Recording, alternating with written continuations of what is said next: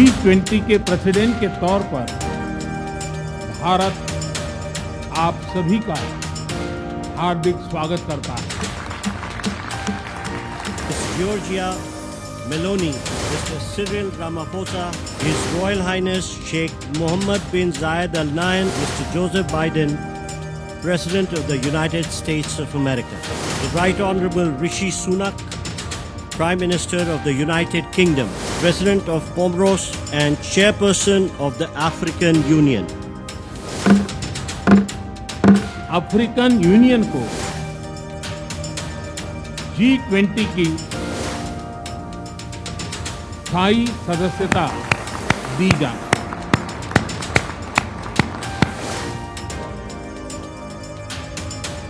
सबका साथ, सबका विकास, सबका विश्वास, सबका प्रयास का मंत्र हम सभी के लिए एक पथ प्रदर्शक बन सकता है।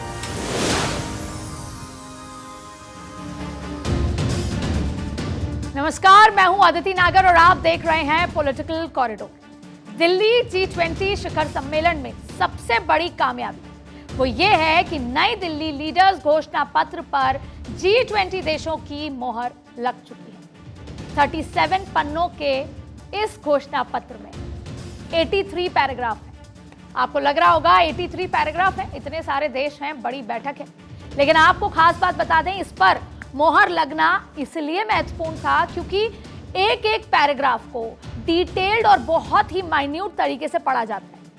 और आपको बता दूं कि पहले भी जब ये शिखर सम्मेलन हुए हैं उसमें वुड और विल ग्रामेटिकल भी चीजों पर ध्यान दिया जाता है और उसमें भी बदलाव पर जोर दिया जाता है क्योंकि वुड और विल दोनों ही वाक्य को और वाक्य के अर्थ को बदल देते हैं, जिन पर G20 के सभी देशों की यानी कि इस पर सहमति बन चुकी है। और ये भारत की बहुत बड़ी कामयाबी, क्योंकि ना सिर्फ पूरा विश्व, विपक्ष और इंटरनेशनल मीडिया इसी बात पर सवाल उठा रही थी कि क्या भारत की अध्यक्षता वाला ये शिखर सम्मेलन, इसमें क्या सहमति बन पाएगी।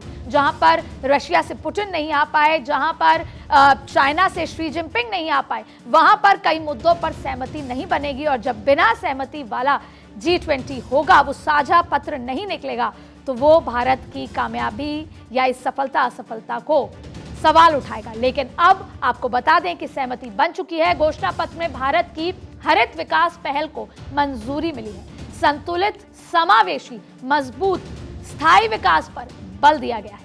और ये तमाम वो बातें हैं जो विजन है प्रधानमंत्री नरेंद्र मोदी का 21वीं सदी के लिए बहुपक्षीय संस्थानों के साथ साथ बहुपक्षीय व्यवस्था को पुनर्जीवित करने पर भी नई दिल्ली घोषणा पत्र में जोर दिया गया है। G20 सम्मेलन में इस साझा घोषणा पत्र पर सहमति बनाना भारत के लिए बहुत बड़ी कूटनीतिक जीत है।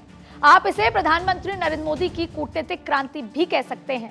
और जो पिछले 4 दिन से कूटनीतिक कैलेंडर चल रहा है, उस पर राजनीति की बड़ी जीत है। अब आपको बता दें कि नई दिल्ली घोषणा पत्र में एक धरती, एक परिवार, एक भविष्य, one earth, one family, one future पर बात की गई है। फिर आपको दिखा दें एक बार, ये घोषणा पत्र है जिस पर मोहर लगी है और ये भारत की, आपकी, हमारी बहुत बड़ी जीत है। ये घोषणा पत्र हमारे साथ है जो कहता है वसुधैव कुटुंबकम। ये वो लाइन है जिस पर चीन ने आपत्ति जताई थी, कहा था कि आप अपनी लैंग्वेज क्यों यूज कर रहे हैं, इसीलिए उसको one earth, one family, one future किया गया था। आपको बता दें G20 new Delhi leaders declaration है ये, और आगे भी हम इस पर बात करेंगे। लेकिन इस पूरे 83 पैराग्राफ्स वाले पेज में ये साबित हो गया है कि जो वासुदेव कुटुंबकम, जो भारत के संस्कार हैं, जो वो पूरे विश्व के लिए देखता है, वन फैमिली, विश्वास होना चाहिए एक दूसरे के साथ, उसको साबित करता है। अगर आप पढ़ेंगे इस पूरे घोषणा पत्र को, एक खास बात आपको बता दें कि इस घोषणा पत्र में 4 बार यूक्रेन का जिक्र किया गया है, लेकिन इसमें रशिया का जिक्र नहीं है। यह कहा गया है कि युद्ध का युग नहीं है। घोषणा पत्र में बिना नाम लिए चीन को भी कड़े शब्दों में संदेश दिया गया है। और इस बात के लिए तो माहिर है प्रधानमंत्री नरेंद्र मोदी। अपने ओपनिंग भाषण में ना सिर्फ चीन जैसे देशों को, रशिया को, लेकिन पूरे विश्व को भी संदेश दिया है, उस पर भी चर्चा करेंगे। लेकिन आपको एक खास बात बता दें जो इसमें लिखी हुई है, जिस पर चर्चा करनी जरूरी है। जैसा मैंने बताया, we are one earth, one family, we share one future. और एक सबसे महत्वपूर्ण बात, We note with deep concern the immense human suffering and the adverse impact of war. बिना कहे बहुत कुछ कहा जाना, और इसके लिए जिक्र हम इसलिए कर रहे हैं क्योंकि बार बार ये कहा गया था कि क्या यूक्रेन रशिया पर कोई सहमति बन पाएगी, और जिस पर रशिया तैयार नहीं था पैराग्राफ्स को लेकर, लैंग्वेज को लेकर, लेकिन सहमति बनी। भले ही हमने सॉफ्ट एंगल अपनाया हो, लैंग्वेज को सॉफ्ट किया हो, इसके साथ साथ जो सबसे महत्वपूर्ण बात है वो कही गई है, रीअफर्मिंग that the G20 is the premier forum for international economic cooperation and recognizing that while the G20 is not the platform to resolve geopolitical and security issues, we acknowledge that these issues can have significant consequences on the global economy. G20 जिस पर इतनी सारी countries हैं लेकिन वो एक mindset की नहीं है, फिर भी वो मल्टीलैटरल कोऑपरेशन बनाने की कोशिश प्रधानमंत्री नरेंद्र मोदी ने की है।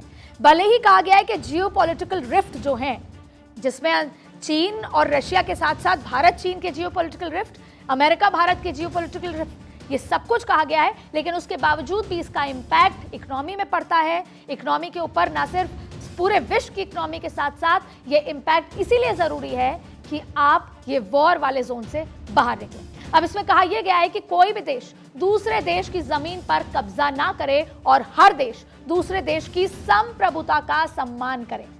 बहुत महत्वपूर्ण लाइन है जो मैं आपका जिक्र कर रही थी। घोषणा पत्र में पाकिस्तान जैसे देशों को भी बगैर नाम लिए सख्त संदेश दिया गया है जो अपनी धरती से आतंकी गतिविधियों को बढ़ावा देते हैं।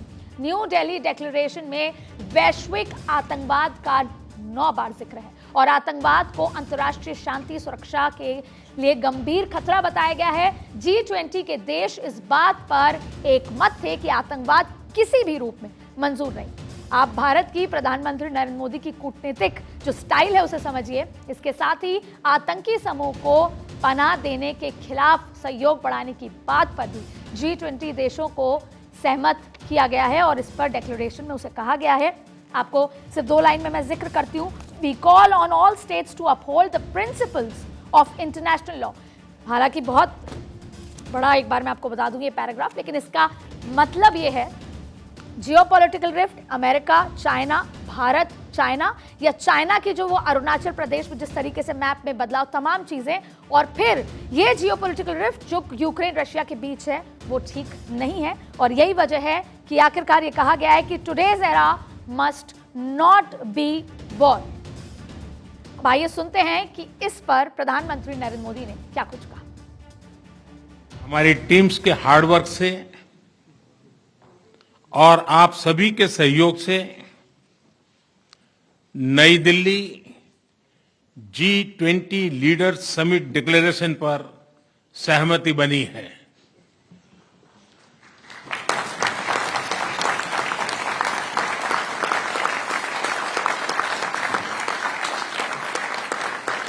मेरा प्रस्ताव है कि इस लीडर्स डिक्लेरेशन को भी एडॉप्ट किया जाए।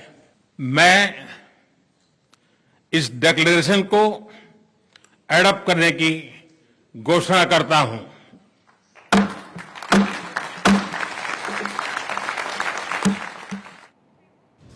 आत्मविश्वास से भरपूर इस तस्वीर, ये ना सिर्फ प्रधानमंत्री नरेंद्र मोदी की तस्वीर थी, ये 140 करोड़ लोगों के आत्मविश्वास की बात थी। लेकिन बार बार ये बात कहना, और क्यों कोई लीडर ग्लोबल लीडर के तौर पर उनको कहा जाता है, क्योंकि पीस, कहीं पे भी आपको आगे बढ़ना हो, परिवार और शांति की जरूरत है। और इसीलिए वासुदेव कुटुंबकम यानी कि पूरा विश्व एक परिवार है। प्रधानमंत्री नरेंद्र मोदी ने आज G20 में यही संदेश दिया है जो दिल्ली घोषणा पत्र का सूत्र वाक्य भी बन गया है। और आज जब सब लौटेंगे G20 के बाद तो ये वाक्य दिलों में घर करके लेकर जाएंगे। प्रधानमंत्री नरेंद्र मोदी के भाषण के उस अंश को समझना आज बेहद जरूरी हो जाता है जहां वो कहते हैं कि हमें अविश्वास, सबसे पहले जब आज ये G20 शुरू हुआ था तब जो ओपनिंग भाषण दिया गया वो बेहद महत्वपूर्ण है विश्व पटल के लिहाज से, उनकी सोच के लिहाज से कि भारत क्यों उस विश्व पटल पे पायदान दर पायदान बढ़ता जा रहा है।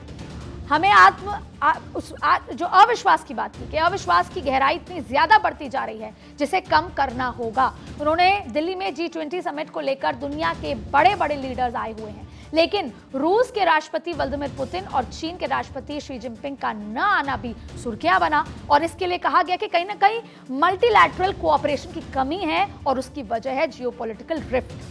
जमीन के विवाद की वजह से हमें जो विश्व स्तर पर सोचना चाहिए 21वीं सदी में, उसमें कमी आ रही है। यानी एक बार फिर मैं कहूंगी मल्टीलैटरल कोऑपरेशन को बढ़ावा देने की बात कही गई। और इस बीच प्रधानमंत्री नरेंद्र मोदी ने मंत्र दिया कि हमें इस खाई को, अविश्वास की खाई, कोरोना काल का जिक्र किया कि जब हमने कोरोना, जिसकी कोई शक्ल नहीं थी, जिसको रोका नहीं जा सकता था, जो फैल रहा था, बिना शक्ल के दुश्मन को जब हम रोक सकते हैं, जब हम उस पर विजय पा सकते हैं, और फिर युद्ध उस अविश्वास की खाई को और बढ़ाता है, हेट्रेड उस अविश्वास की खाई को और बढ़ाता है, तो जब हम इस बिना शक्ल के कोरोना को रोक सकते हैं, तो क्या हम विश्वास के साथ हाथ में हाथ मिलाकर क्या आगे नहीं चल सकते?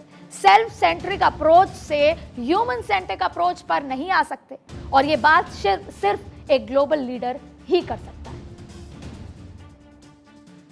G20 के प्रेसिडेंट के तौर पर भारत पूरी दुनिया का आह्वान करता है कि हम मिलकर सबसे पहले इस ग्लोबल ट्रस्ट डेफिसिट को एक विश्वास, एक भरोसे में बदलें।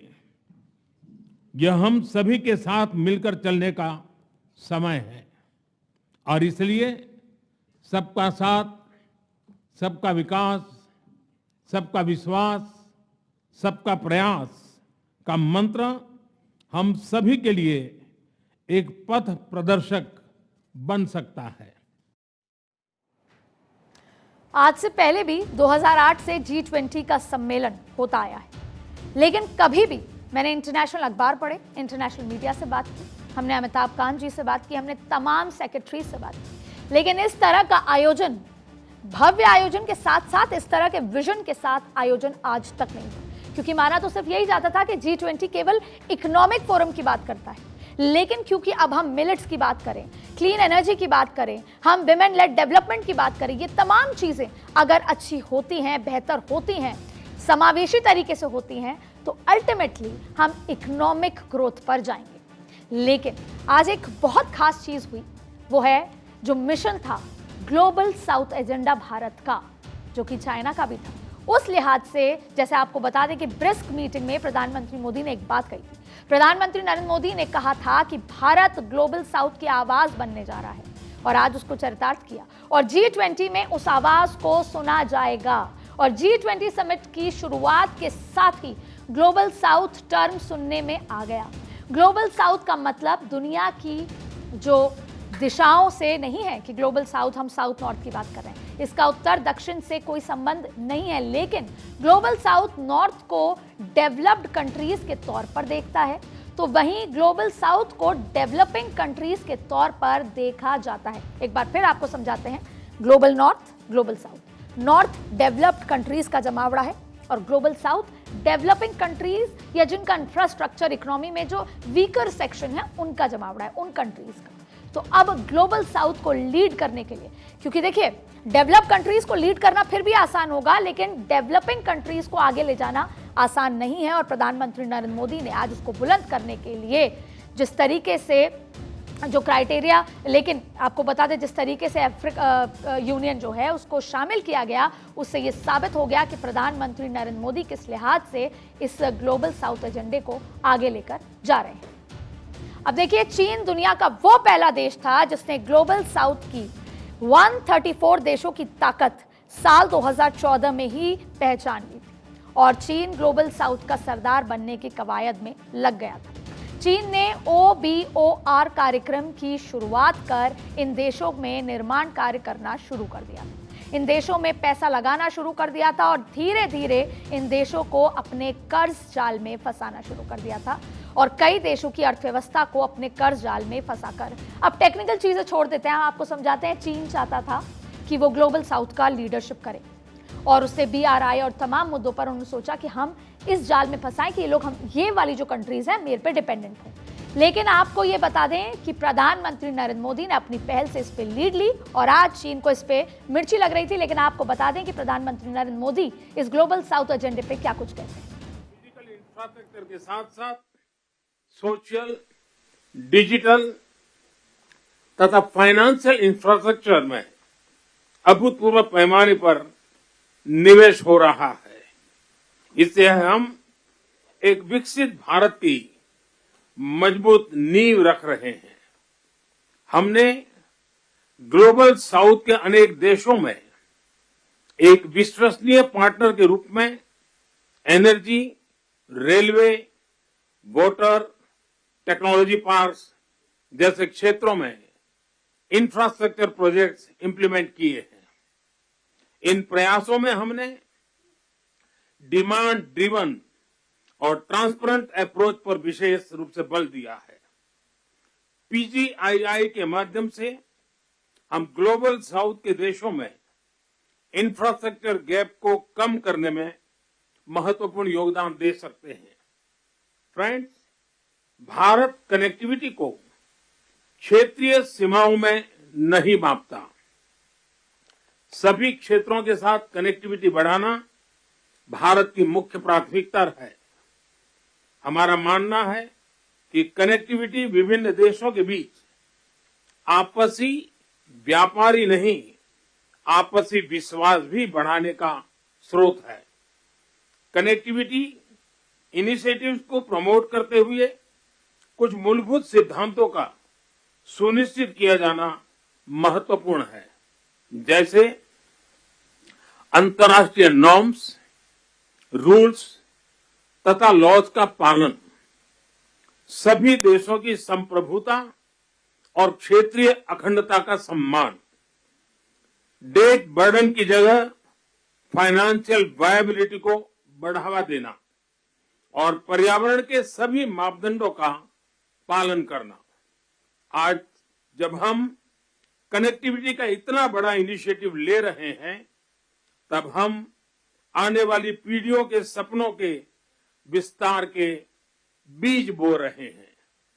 मैं इस ऐतिहासिक अवसर पर सभी लीडर्स को मैं बहुत बहुत शुभकामनाएं देता हूं और सबका बहुत बहुत धन्यवाद करता हूं।